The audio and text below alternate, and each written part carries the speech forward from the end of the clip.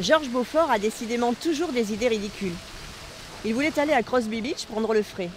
Je venais d'installer un salon provisoire, mais coqué dans le sable. J'ai cherché du regard de quoi passer le temps. C'était une évidence. La jeune fille qui arrivait à ma hauteur ne supportait pas plus que moi le vent qui soufflait ce jour-là sur la plage. Je la regardais, amusée. Son chien courait devant elle en éclaireur et par d'incessants petits sauts maladroits revenait sur ses pas. Il semblait prendre énormément de plaisir à ses allers-retours. Le regard triste que j'avais croisé alors qu'elle passait devant moi me laissait penser qu'elle et son chien devaient vivre dans une petite chambre austère à quelques minutes de la plage. Cette promenade devait être leur seul loisir du dimanche après-midi. Malgré cela, je me surpris à avoir envie de la suivre. Alors que je regardais une mouette se poser sur un poteau, j'entendis une clochette nerveuse qui me ramena à la réalité. L'animal tourna la tête vers le son disgracieux avant moi et poussa un cri strident en voyant la chaise de bois massif de Georges Beaufort plantée sur la plage.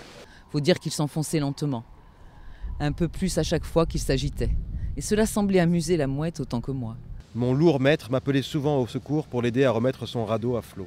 Décidément, cet homme n'avait rien qui pouvait sauver son honneur. Et puis, quelle idée ridicule d'aller à Crosby Beach. Je trouve déshonorant de me trouver dans un tel milieu. Comment garder une distinction de gentleman dans un tel environnement? J'ai horreur de la plage. C'est un vrai déménagement et de plus, on ne sait pas comment s'habiller. Seules les femmes parviennent encore à conserver une élégance gracieuse.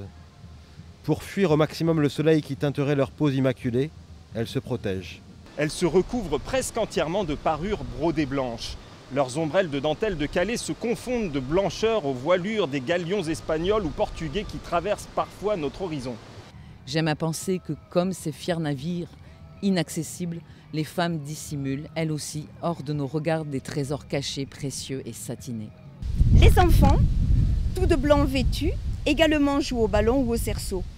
Mais les hommes à la plage ne sont que de ridicules pingouins sur une banquise qui s'écroulent sous leur poids. Les hommes ne ressortent jamais grandis de ces sorties maritimes. Et puis le sable, quelle horreur! Ils s'insinuent et s'infiltrent partout, comme le mauvais goût dans les ouvrages de mon maître. S'ils les avaient emmenés prendre l'air ou s'ouvrir au vent du large, ces livres se seraient encore alourdis de quelques grains de silice humide. Non merci.